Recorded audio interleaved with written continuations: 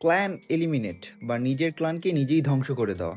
Anime হিস্ট্রিতে নিজের family বা ক্লানকে eliminate করার কথা উঠলে সবার আগে আমাদের মাথায় আসে ইতাচি উচিহার কথা, যে কিনা নিজেই উচিহা ক্লানকে পুরোপুরি ধ্বংস করে দিয়েছিল। কিন্তু বর্তমান সময়ে জুৎসু কাইজেন সিজন 3 রিলিজ হওয়ার পরে আরেকটি ক্যারেক্টার প্রাসঙ্গিক হয়ে ওঠে, আর সে হচ্ছে মাকি জেনিন। মাকি তার পুরো জেনিন ক্লানকে একাই ধ্বংস করে দেয়। সারফেস লেভেলে দেখলে মনে হয় দুইজনই সেম কাজ করেছে, তা হচ্ছে ম্যাসাকার। কিন্তু গভীরে গেলে দেখা যায় এদের মোটিভেশন এবং সার্কামটেন্সেস ছিল আকাশ পাতাল different. Hello friends, welcome back to আড্ডাভার্স।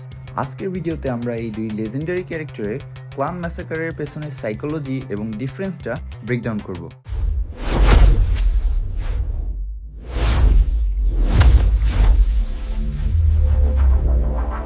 শুরু করা যাক ইতাচি উচিহাকে দিয়ে। ইতাচি যখন তার ক্লানকে ম্যাসাকার করে, সেটা কোনো ব্যক্তিগত রাগ বা ক্ষোভ থেকে ছিল না, এটা ছিল একটা পলিটিক্যাল ডিসিশন। সেই সময় কোনোহা ভিলেজে উচিহা ক্লান একটা বিদ্রোহ করার প্ল্যান করছিল, যেটা সাকসেসফুল হলে পুরো ভিলেজে সিভিল ওয়ার শুরু হয়ে যেত এবং অন্য নেশনগুলো অ্যাটাক করার সুযোগ পেত।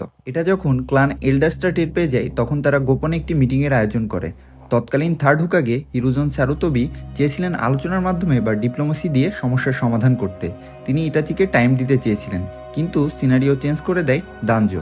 দানজো গোপনে ইতাচিকে আলটিমেটাম দেয়, হয় উচিহা ক্লান কুপ করবে এবং ইতাচি সহ সবাই মারা যাবে, অথবা ইতাচি নিজেই তার ক্লানকে এলিমিনেট করবে এবং শুধুমাত্র তার ছোট ভাই সাসকেকে বাঁচিয়ে রাখতে পারবে। ইতাচি তার নিজের ইমোশনকে সাইডে রেখে একজন শিনোবি হিসেবে ভিলেজের পিস এবং স্ট্যাবিলিটিকে বেছে নেয়। সে তার বাবাকে মারার সময় কাঁদছিল, কারণ সে জানতো সে যা করছে তা জঘন্য, কিন্তু গ্রেটার গুডের জন্য এটা ছাড়া তার কাছে আর কোনো অপশন ছিল না। অন্যদিকে মাকি জেনিনের গল্পটা ইতাচির মতো কোনো নোবেল স্যাক্রিফাইস নয়, এটা ছিল পিওর ভেঞ্জেন্স। জেনিন ক্ল্যান বছরের পর বছর ধরে মাকি এবং তার বোন মাইকে ফিজিক্যালি এবং মেন্টালি টর্চার করেছে, শুধুমাত্র তাদের কার্স্ট এনার্জি কম থাকার কারণে এবং তারা মেয়ে বলে। সিচুয়েশন এক্সট্রিম লেভেলে পৌঁছায় যখন মাকির নিজের বাবা ওগি জেনিন মাকি এবং মাইকে মেরে ফেলার জন্য কার্স্ট স্পিরিট ভর্তি একটি পিঠে ফেলে দেয়। ওগি জেনিন সরাসরি বলে যে সে ক্ল্যান হেড হতে পারেনি শুধুমাত্র তার মেয়েদের ফেইলারের কারণে। এখানেই টার্নিং পয়েন্টটা আসে। মাই জেনিন মৃত্যুর আগে নিজের লাইফ স্যাক্রিফাইস করে এবং মাকির শরীর থেকে অবশিষ্ট সামান্য কার্স্ট এনার্জিটুকু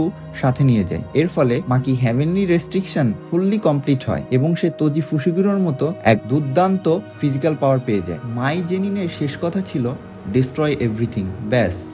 এরপর মাকি যা করেছে তা কোনো ডিউটি ছিল না, তা ছিল রেজ।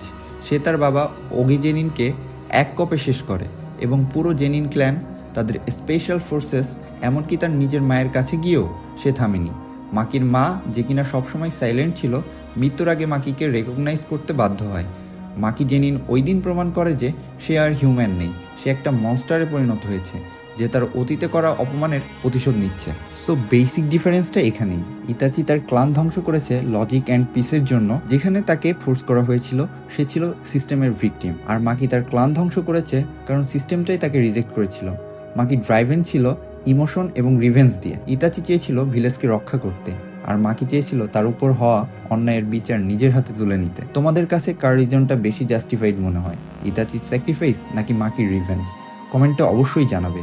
আর ভিডিওটা ভালো লাগলে লাইক ও সাবস্ক্রাইব করতে ভুলবে না। দেখা হচ্ছে নেক্সট ভিডিওতে।